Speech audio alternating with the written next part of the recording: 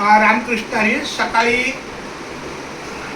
1:30 वाजल्यानंतर 1:30 वाजता याची मला भेट झाली. हा आपला महेश जालीधर शिंदे बदलापूरवरनं रेल्वे मार्गे पनवेल आला. मग आम्ही टक्क्याला भेटलो आणि टक्क्यावरून बाईकवरनं विठ्ठलवाडीला गेलो. पहिली जाहिरात दिली, दिंडीची जाहिरात.